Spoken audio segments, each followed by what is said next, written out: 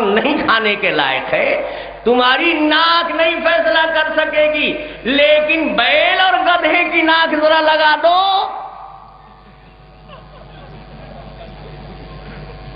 چھاٹ دے گا، یہ سب نہیں چلے گا اور یہ چلے گا۔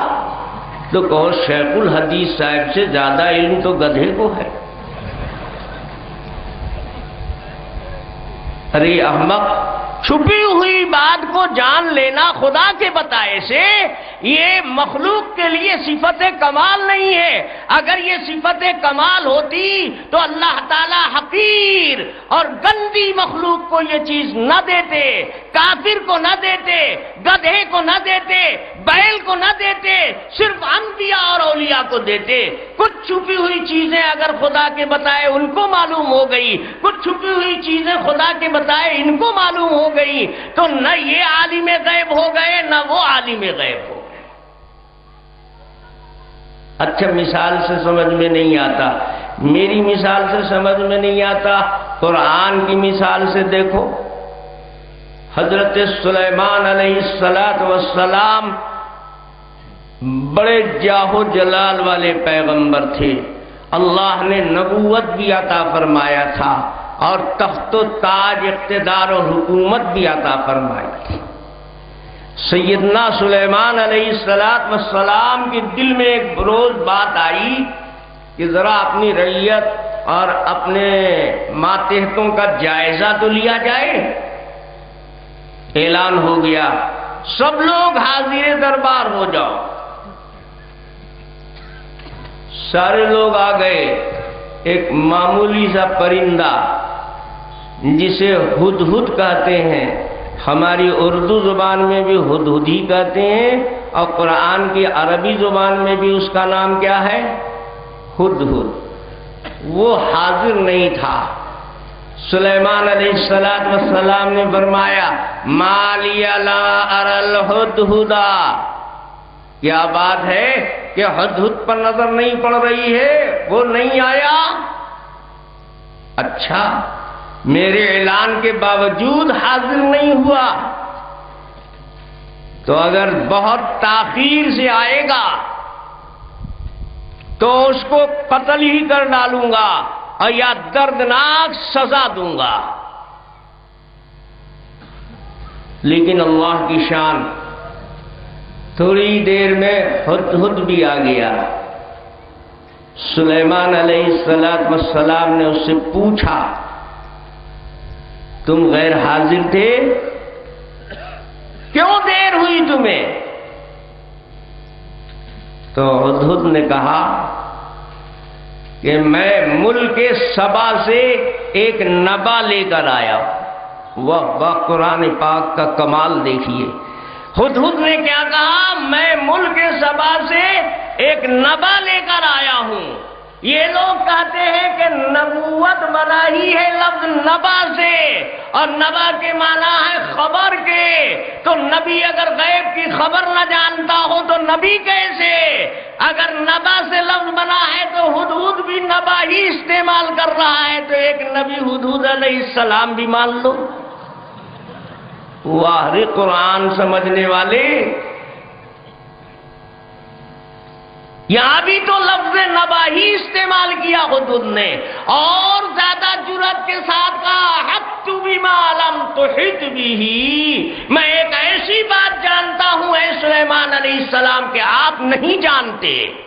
تو سلیمان علیہ السلام کو کہنا چاہیے تھا لگتا ہے دیوبند سے آ رہا ہے کم وقت۔ اگر سلیمان علیہ السلام چوک گئے تھے تو اللہ تعالیٰ کو تو کہہ دینا چاہیے تھا۔ کتنی جرأت کے ساتھ ایک پرندہ کس سے بات کر رہا ہے؟ ایک نبی سے بات کر رہا ہے اور پوری جسارت کے ساتھ کہتا ہے میں ایک ایسی بات جانتا ہوں کہ آپ نہیں جانتے۔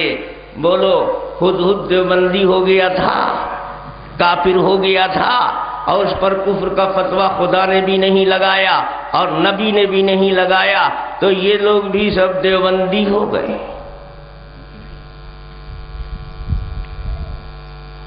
قرآن سمجھنا ہے تو دیوبند سمجھ میں سمجھنا ہوگا، مولانا اشرف علی صاحب تھانوی سے سمجھنا ہوگا۔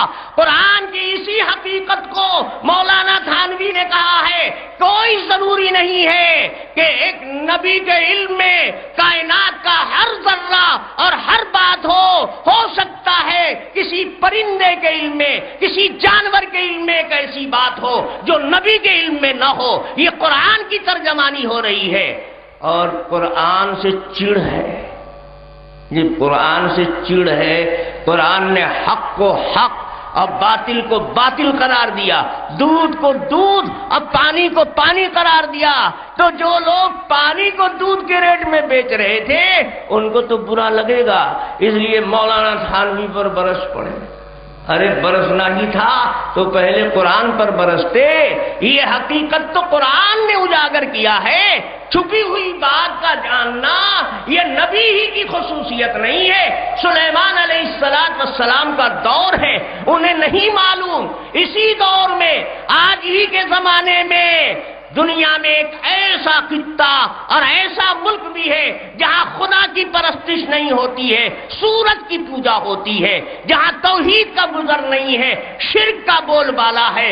سلیمان علیہ السلام تو سمجھ رہے ہیں ساری دنیا میں خیر ہے، لیکن ہدہد نے بتایا کہ ایک ایسے علاقے میں میں گیا تھا جہاں کی ملکہ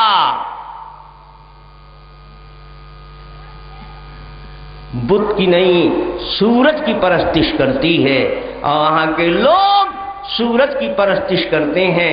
اے سلیمان علیہ السلام، آپ کے رہتے ہوئے آپ کی حیات میں اور آپ کے دور میں ایسا ہو رہا ہے اس ملک میں۔ تو سلیمان علیہ السلام نے فرمایا کہ سننظر، میں جانچ لیتا ہوں، دیکھ لیتا ہوں تم صحیح رپورٹ لائے ہو یا غلط رپورٹ لائے ہو۔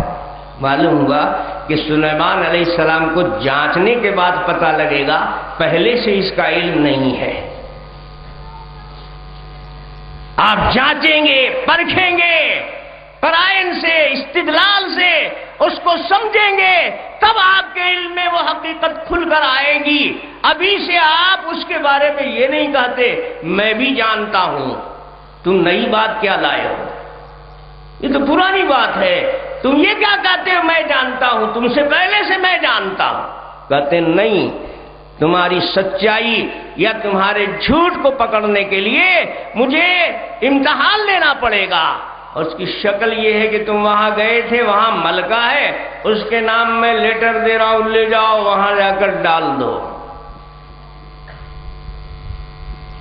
تو میرے دوستو، بات یہ عرض کر رہا تھا کہ اللہ تبارک و تعالی نے اپنے کلام کا سلسلہ، اپنی کتابوں کا سلسلہ جاری کیا، بے شمار اور لا تعداد کتابیں۔ اللہ ہی جانتا ہے کتنی کتابیں، کتنے صحیفے، چھوٹی بڑی کتنی کتابیں اللہ رب العزت نے بھیجی ہیں۔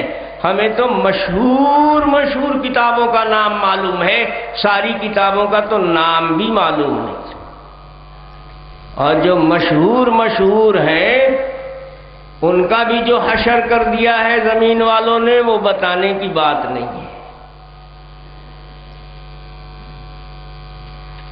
آج ان قوموں کا پتہ نہیں ہے جن قوموں کے حوالے ان کے نبی کتاب کر کے گئے تھے، اور ان کتابوں کا پتہ نہیں ہے کہ جو کتابیں ان کے پاس بھیجی گئی تھیں، اور 4 بڑی مشہور کتابوں کا وہ حلیہ بگاڑا اور اتنا قطر بود کیا کہ آج اس میں صحیح کتنا ہے اور غلط کتنا ہے اس کا فیصلہ کرنا بھی مشکل ہو گیا۔ گویا کتابیں بھی غائب ہو گئیں اور ان کے نام بھی غائب ہو گئے، اور انبیاء علیہم الصلاۃ والتسلیم کا بھی یہی حشر ہوا۔ آج سارے نبیوں کے نام بھی محفوظ نہیں رہے، اور کن کن قوموں کے پاس اور کب آئے تھے اس کا بھی سراغ نہیں لگایا جا سکتا۔ ہاں، بڑی مشہور قومیں جو آج بھی زندہ ہیں، ان کے نبیوں کا نام معلوم ہے، کام نہیں معلوم۔ ان کے حالات کا کوئی محفوظ ذخیرہ نہیں ہے۔